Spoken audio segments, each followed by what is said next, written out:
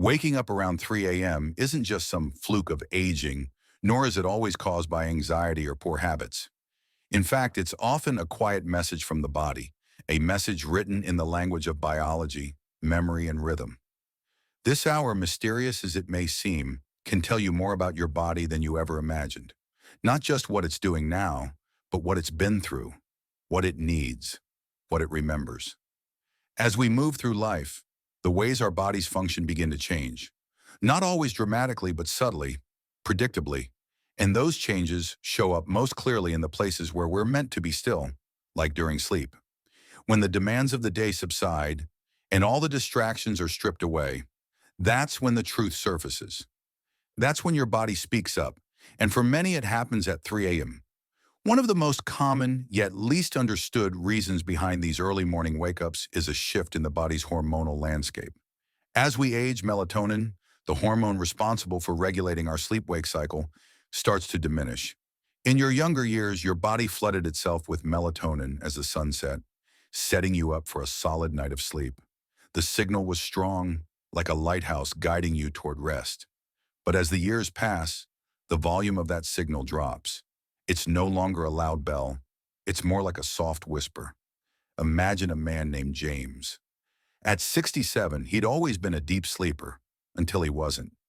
Now he finds himself waking consistently around 3 a.m., no matter how tired he was when he went to bed. At first, he thought it was stress. Then he blamed his mattress. But eventually, with the help of a sleep specialist, he realized what had changed wasn't outside of him. It was internal. His melatonin levels had dropped. His body wasn't broken, just recalibrating. That shift isn't something to fear.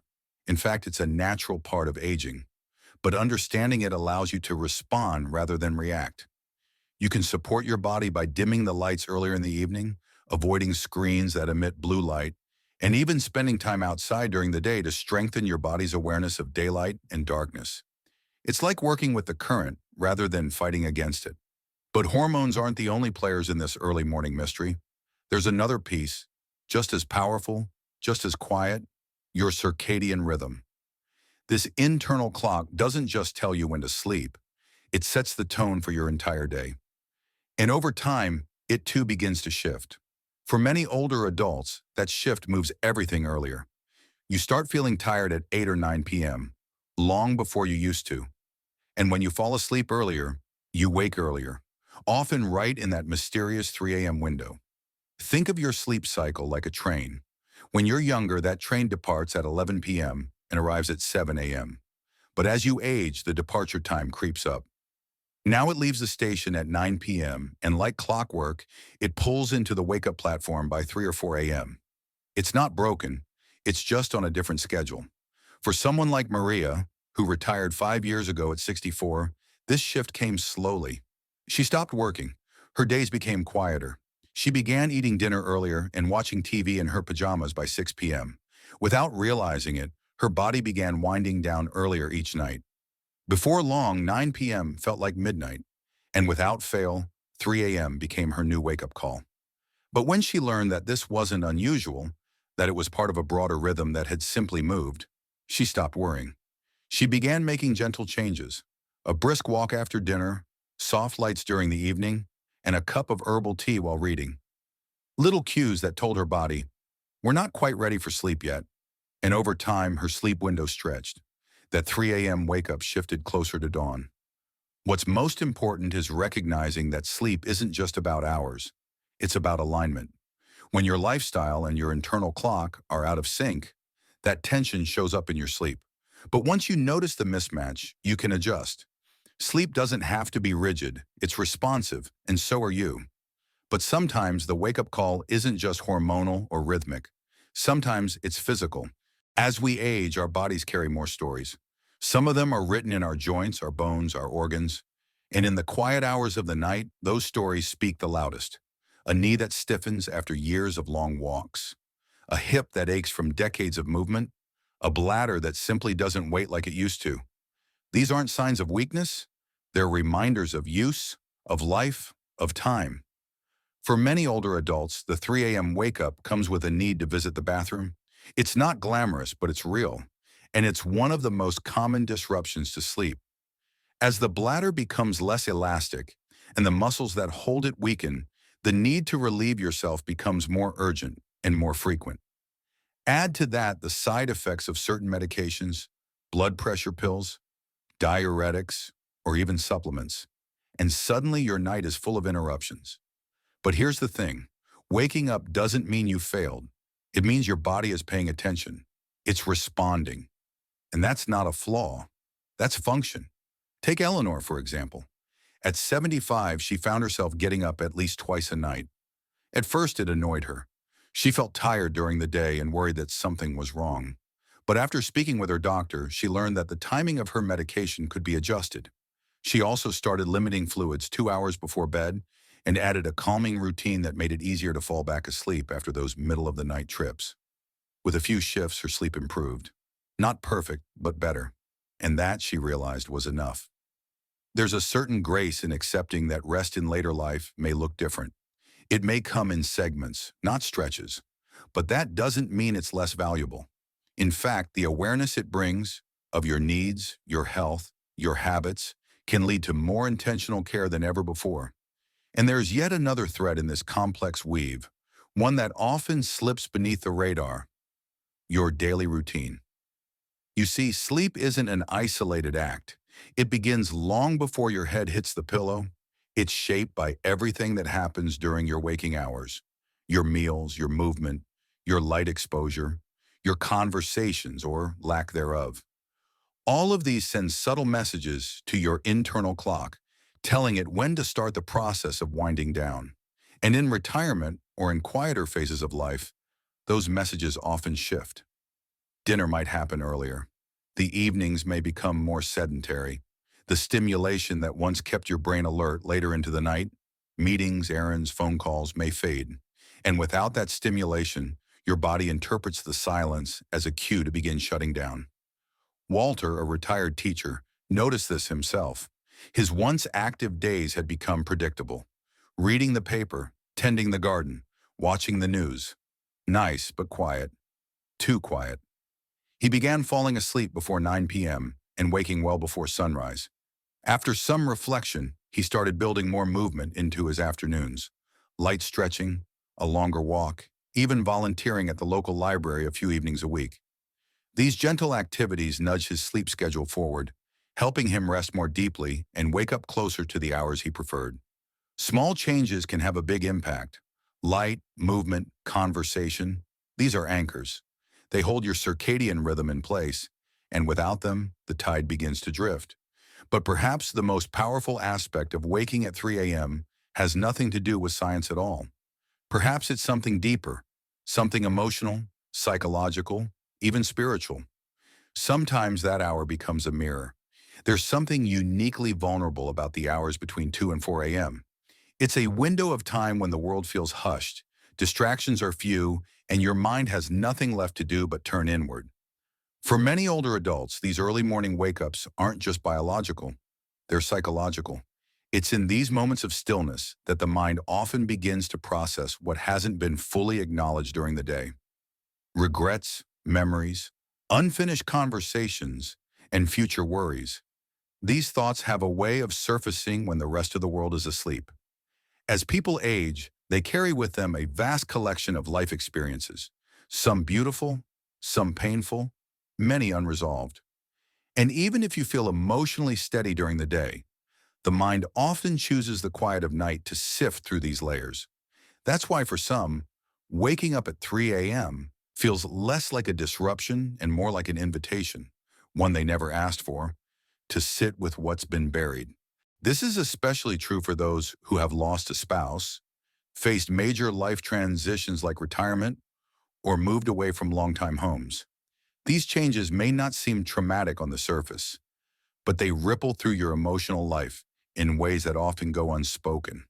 The loss of identity, purpose, or connection can linger quietly, only to rise up in the early hours when the emotional noise of the day has faded away. Consider Maria, a 70-year-old widow who often finds herself wide awake around 3 a.m. She doesn't feel physically uncomfortable. She's not anxious in the typical sense, but she says it feels like her mind opens a door that was locked all day. Memories of her husband's voice, of holidays gone by, or of choices she made decades ago gently flood in. And while some nights are tearful, others are simply reflective, filled with a quiet sense of longing. For Maria, these moments became easier when she stopped fighting them. Instead of trying to force herself back to sleep immediately, she began keeping a small journal by her bed. When she woke up early, she'd write just a few lines, sometimes a dream, other times a thought that wouldn't leave her alone. This small ritual gave her mind a way to release what it was holding on to, and often helped her return to sleep more easily. There's also a physiological link between this kind of emotional processing and the brain's natural rhythm during the night. Around 3 a.m., your body is in its lightest stage of sleep. It's easier for thoughts, emotions, and dreams to bleed into your consciousness. For older adults who may be experiencing hormonal changes that affect mood, like declining estrogen or testosterone levels, this stage of sleep can become even more emotionally porous. And let's not overlook loneliness. Even in a connected world, many older adults live alone or have reduced social interaction. The daytime may be filled with errands or brief conversations, but the nights are often still, and stillness can bring both peace and ache. Waking up in the middle of the night with no one nearby can magnify feelings of isolation, even in people who are generally emotionally resilient. That doesn't mean something is wrong with you. It means you're human, and your need for connection doesn't disappear with age. The good news is that emotional wake-ups, like physical ones, are often manageable with awareness and gentle support. Whether it's speaking to a therapist, joining a local community group, or simply establishing a calming bedtime routine that helps you feel more emotionally settled, small acts of care can make a significant difference. More than anything, what this all points to is that sleep, especially in later years, isn't just about rest. It's about integration. It's about giving the body and mind space to heal, to reflect, to make peace with the past and prepare for the present. If you wake up at 3 a.m., it may be your brain gently asking, "Can we talk now?" And sometimes simply listening, without judgment, is enough. Now that we've looked at 5 powerful reasons behind these early wake-ups, what do we do about it? Understanding is the first step. Knowing that your 3 a.m. awakenings might be due to shifting hormones, altered sleep phases, physical discomfort, lifestyle patterns, or emotional processing takes away the mystery and the blame. You're not broken, you're evolving, and your sleep is evolving with you. In fact, once people understand why they wake up early, they often find they can work with their body instead of fighting against it. That shift from frustration to cooperation is the real key. Take Harold, Charles, Eleanor, Walter, and Maria. None of them stopped waking up entirely, but each one learned something about themselves through the process. They discovered patterns, made gentle changes, and became more compassionate with their own bodies. That's the kind of transformation that lasts, not one based on control, but on understanding. And maybe that's the biggest takeaway here. Sleep in your later years is no longer just about getting through the night. It's about listening, adapting, respecting the body you've walked through life with for so long. So the next time you find yourself awake in the dark, staring at the ceiling as the clock flashes 3 a.m., take a breath. You're not alone. You're not failing. You're simply being called to notice, to care, to understand a little more about what it means to grow older with grace. And that in itself is a kind of peace. But in the end, when the final stage draws near and the horizon begins to close, we find ourselves alone in front of the mirror of time, contemplating not just who we were, but everything we chose not to become. Because the truth is, not all endings arrive the same way. Some come gently, like a sunset slowly dimming its light. Others crash in without warning, surprising even those who thought they had everything under control. But regardless of how the end arrives, we all face the same truth. The only thing we truly take with us is what we leave in others. And that's not just a metaphor. It's a silent plea, one many elderly people make without words, from the solitude of a chair, in the corner of a house no one enters anymore.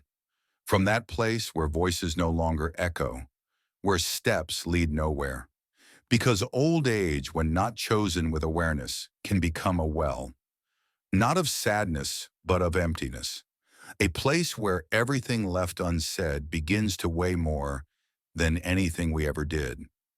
Where every unshared memory is like a letter never sent, a story that never found its reader. So what can we do with this? How do we make peace with the end? Maybe the answer isn't to avoid it, or to deny it, or even to fight it. Maybe the answer is to understand that the end is part of a cycle, that dying is not failing, but closing a door that many others have also passed through. But there's something else, something often forgotten, and yet it may be the most important truth of all. The end can be dignified. It can be a masterpiece in itself, a final scene written with the same passion as a first act. And that depends on us, not on doctors, not on children, not on governments. It depends on our daily decision not to let life slip through our fingers while we still have it.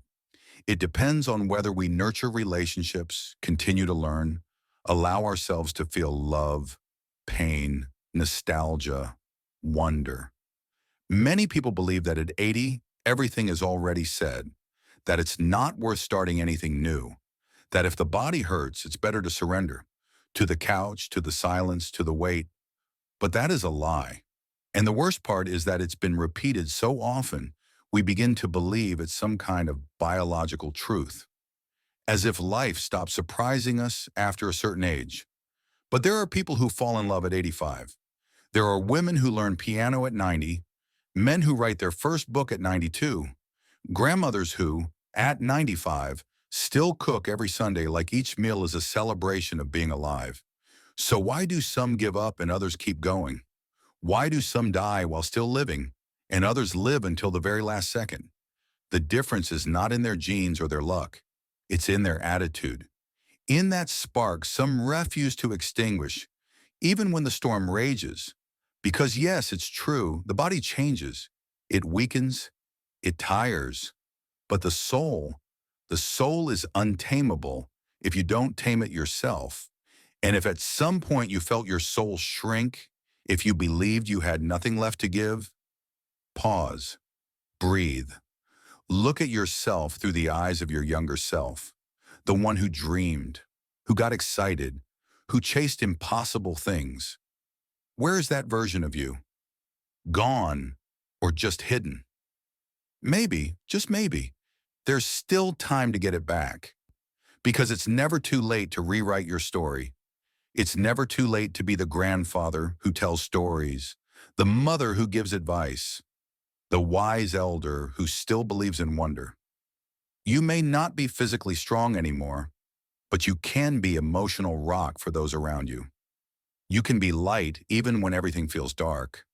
And if you're watching this, if you've made it this far, it's not by chance. Something inside you wants more, wants to break inertia, abandonment, that idea that the end is only decay. Because the end, like everything in life, can be art.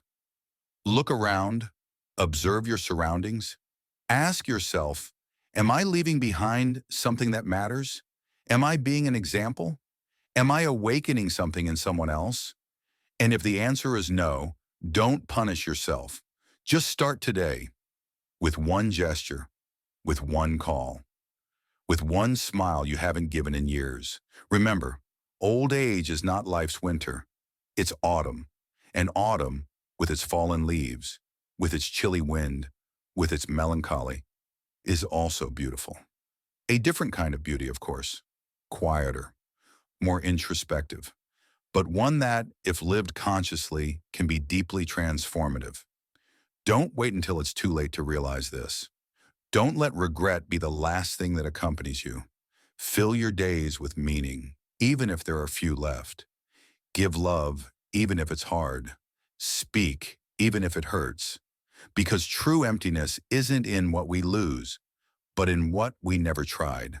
And now I want to tell you one more thing. This channel is not just a place to watch videos. It's a space to think, to feel, to connect. Here we value real stories, deep emotions, the topics many avoid because they hurt. But we believe that only by facing those topics can we truly grow. If something in today's message touched you, if something made you reflect, feel, or look at your life differently, then I invite you to subscribe. We'll see you in the next video.